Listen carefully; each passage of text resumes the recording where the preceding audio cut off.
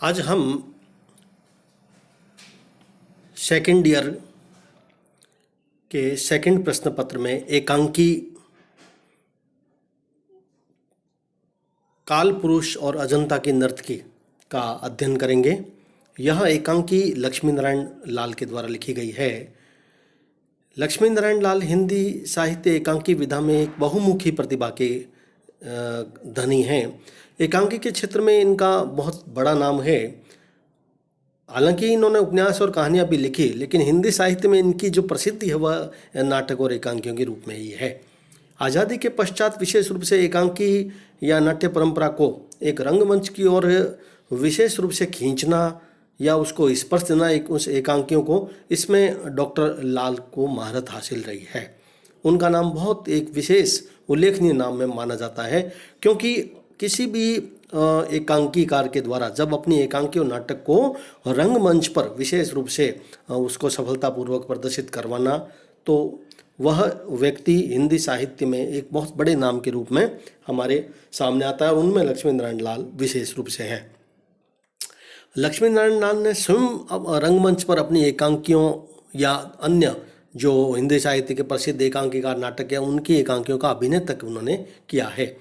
1950 में इनका ताजमहल के आंसू इलाहाबाद विश्वविद्यालय की पत्रिका में जो एक प्रकाशित हुआ था एकांकी, उस वहीं पर उनका मंचन भी हुआ, वहीं से वही प्रसिद्धि को अधिक प्राप्त हुए।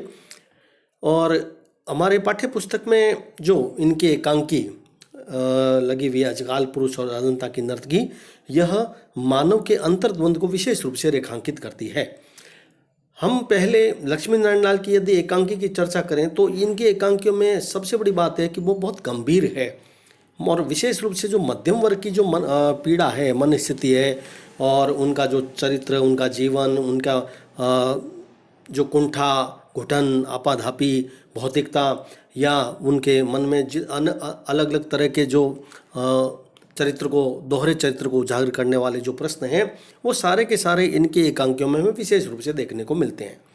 और जनजीवन से ये बहुत जुड़े हुए रहे हैं, स्वयं सामान्य और मध्यम वर्ग के रहे हैं, इसलिए इनके एकांकियों में इस मध्यम वर्ग का जो जीवन है उसका एक यथार्थ या जीवंत दस्तावेज हम मान सकते हैं इनके एकांकियों में। काल पुरुष और अजंता की नर्तकी एकांकी भी ऐसी प्रकार की है जिसमें एक पुरुष अनूप, जिसका विवाह प्रभा से होता है, वह एक बहुत अत्यंत सुंदर है प्रभा, और अनूप इस तथ्य को अच्छी तरीके से समझता है, जो प्रत्येक मनुष्य है इस बात को समझता है कि उस विवाह से पूर्व प्रभा का अपने सहपाठी के साथ, जिसका नाम हजारी लाल था, उसके साथ उसके जो मित्रतापूर्ण संबंध रहे हैं, उसको लेकर के उसके मन में अनेक प्रकार की पीड़ा, या हम कह सकते हैं कि एक जो अंतर्द्वंद एक मानव के मन में होता है, वह पूरा का पूरा इस बात को उजागर करता है कि वह स्वयं तो चाहे कितना ही भले अपने आप को नैतिक और पवित्र भले ना हो, फिर भी वह शर्म महसूस नहीं करता है। लेकिन एक स्त्री के बारे में यदि वह ऐसा है तो वह उसके साथ में तरह तरह की अनेक संदेह और शंका की बातें वहाँ उसके साथ करता है, और इसके कारण से उसका घर परिवार होता है वह पूरी तरीके से बिखर जाता है। यह इस एकांकी का एक मूल बात है जो हमारे सामने उपस्थित हुई है। इस एकांकी में शुरुआत में जो आया है हमारे सामने विवरण, वह अनूप और चंदू के रूप में आया है। तत्पश्चात प्रभा और अनूप का जो चित्रण है वह हमारे सामने उपस्थित होता है। अनूप और प्रभा, इन दोनों का जो जीवन है उसमें इस एकांकी में पृष्ठ संख्या 125 पर जो हमारे सामने चित्रण आया है वह काफ़ी महत्वपूर्ण है इस एकांकी के दृष्टिकोण से। जब वह यह कहता है कि प्रभा, जब उसकी माताजी का चित्र उसके आंगन में वह टांगना चाहती है, तो अनूप यहाँ जिद करने लगता है कि मैं इस तस्वीर को नहीं टांगने दूंगा। प्रभा के द्वारा आपत्ति पूछे जाने पर भी वह सही ढंग से उसका जवाब नहीं देता है, और अंत में जब अनूप यह कहता है कि छोड़ो इसे, कुछ और बात करो, मैं शाम को तुम्हारे लिए ऑयल पेंटिंग लाऊंगा, बेहतरीन और कीमती वह जो चित्रकला प्रदर्शित हुई थी ना, उन्हीं में से फिर खूब लगाना चित्र, एक ड्राइंग रूम में, एक बेडरूम में। प्रभा इस बात को अच्छी तरीके से समझ जाती है कि उसके मन में क्या चल रहा है। एक झूठा जो व्यक्तित्व है वह हमारे सामने यहाँ पर उभर कर आया है अनूप का, जो पूरी तरीके से इस तथ्य को हमारे सामने रूपायित करता है कि यह जो पेंटिंग के संबंध में उसके जो विकार हैं उसका जो चित्रण है वह हमारे सामने यहाँ पर उपस्थित हुआ है। अनूप इस एकांकी के अंतर्गत एक मध्यम वर्गीय व्यक्ति है जिसकी जो मन स्थिति है उसका चित्रण इस एकांकीकार ने हमारे सामने यहाँ पर उपस्थित किया है।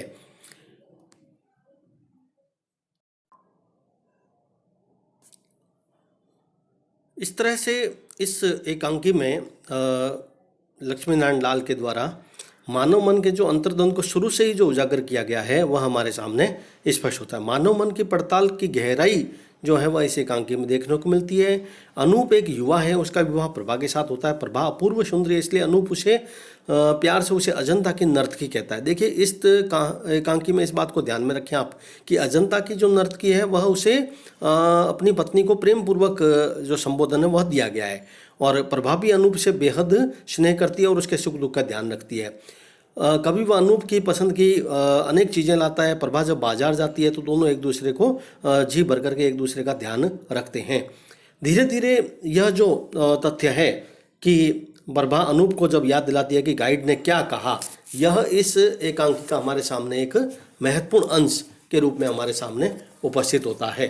जो पृष्ठ संख्या आप देखें 128 पर, देखो गाइड ने बताया था कि नृत्य में जरा सी भी चूक हो जाने पर राजा कैसा निर्मम दंड देता था उस नर्तकी को। याद है ना फ्रेंस्को में वह अजंता की नर्तकी अपने संपूर्ण लावण्य से नृत्य की अद्भुत मुद्रा में किस प्रकार नतसिर हो राजा से प्राणदंड मांग रही है जरा सी चूक पर। यह जो जरा सी चूक है यह अजंता की नर्तकी जो प्रभा है जिसका संबोधन के रूप में आया है, वह कहती है, वह इस बात को स्पष्ट रूप से स्वीकार भी करती है कि वह उसके जीवन के प्रारंभिक अवस्था में यह एक गलती रही है। फिर भी जो अनूप है वह अपने कुंठित व्यक्तित्व को छोड़ नहीं पाता है और नारी की पीड़ा और वेदना को समझने का बिल्कुल भी प्रयास नहीं करता है। एकांकीकार यहाँ बताना चाह रहा है यहाँ पर कि नारी चाहे पुरुष से कितना ही स्नेह प्रेम आदि क्यों न कर ले, किंतु विवाह से पूर्व यदि इस प्रकार के कोई भी जो उसका संबंध कोई भी तरीके के उसका अनेक स्नेह आदि रहा है तो लेकिन उसको वह क्षमा करने के लिए बिल्कुल भी जैसे तैयार नहीं होता है। यह तथ्य इस एकांकी में हमारे सामने विशेष रूप से उपस्थित हुआ है।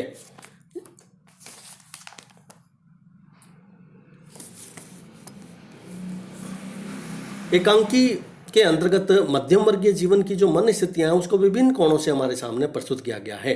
प्रभा अनूप से जब कहता है कि आज से वह उस अजंता की नर्तकी ना कहा करे, तब अनूप कहता है याद है ना कि अजंता की नर्तकी की मुद्रा कितनी मनमोहक थी, क्या उसकी छवि थी, क्या उसका सौंदर्य था, ठीक उसी प्रकार जैसे तुम हो। प्रभा गाइड की बात को याद दिलाती है और कहती है कि उसे भली प्रकार से ज्ञात है कि गाइड ने बताया था कि वह नर्तकी राजा के मनोरंजन या उसके बहन मनाने के लिए नृत्य करती है।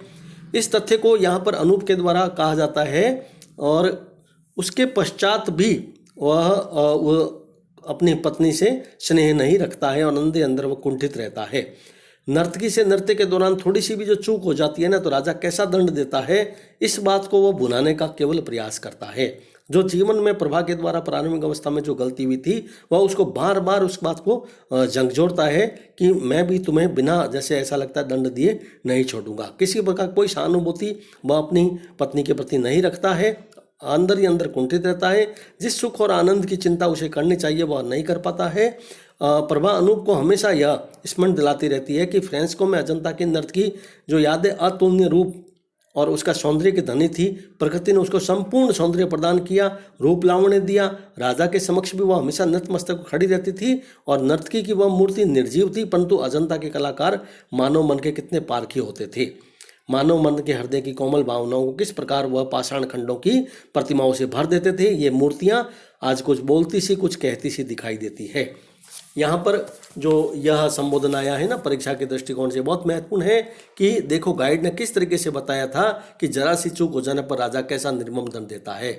याद है ना फ्रेंड्स को में वह अजंता की नर्तकी अपने संपूर्ण लावण्य से नृत्य की अद्भुत मुद्रा में किस प्रकार नृत्य राजा से प्राणदान मांग रही है। यानी जो प्रभा है वह अनूप से कहती है कि एक जरा सी चूक पर आप जिस तरह से मुझे क्षमा नहीं कर रहे हैं वह पूरी तरीके से आप कुंठित व्यक्तित्व आपका यहाँ पर दर्शाया जा रहा है। अप्रत्यक्ष रूप से वो अपने पति के प्रति इस भावना को व्यक्त करना चाहती है। यद्यपि नर्तकी की मूर्ति निर्जीव और निर्जीव जड़ थी, परंतु अजंता के कलाकारों की भी यहाँ पर प्रशंसा की गई है। तभी तो अजंता की नर्तकी की मूर्ति एक विशेष मुद्रा के रूप में राजा के समक्ष यहाँ पर उपस्थित की गई है। राजा से प्राप्त होने वाले जो निर्मम दंड है उसे भयभीत होकर वह अपना प्राणदान मांगती है। अप्रत्यक्ष रूप से प्रभावी अनूप से यही कहना चाहती है कि अपनी सरल और सहज अभिव्यक्ति के रूप में कि आप भी इस तरह से कुंठित जो हो रहे हैं वह पूरी तरीके से ठीक नहीं है। यहाँ पर इस तथ्य को मैंने शुरू में आपको दर्शा दिया कि इस एकांकी में जो एकांकीकार का मुख्य उद्देश्य है वह कि पुरुष और स्त्री के जो हृदय है उस हृदय में जो एक अंतर है उसको यहाँ पर चरितार्थ किया गया है। पुरुष चाहे कितना ही अनैतिक व्यवहार कर ले लेकिन अपनी जीवन संगिनी के प्रति वह ऐसा लगता है जैसे बहुत पवित्र है, जबकि जीवन संगिनी सती साध्वी होने के पश्चात भी एक जरा सी गलती यदि मान लीजिए वह करती है तो वो भी प्रायश्चित के रूप में वह करना भी चाहती है, लेकिन फिर भी उसका जीवन साथी है वह हमेशा तनाव में गुजरता रहता है। थोड़ा सा भी अविश्वास और शंका दाम्पत्य जीवन को बिखेर कर रख देती है। वह हमेशा अपने पत्नी को संदेह की दृष्टि से देखता है और वह संदेह उसके परिवार को बिखर देता है। दाम्पत्य संबंध तभी सुखद और शांतिमय हो सकता है जब एक दूसरे की भावनाओं और एक दूसरे के मानवीय व्यवहार, विश्वास और प्रेम के आधार पर उसका चित्रण करें।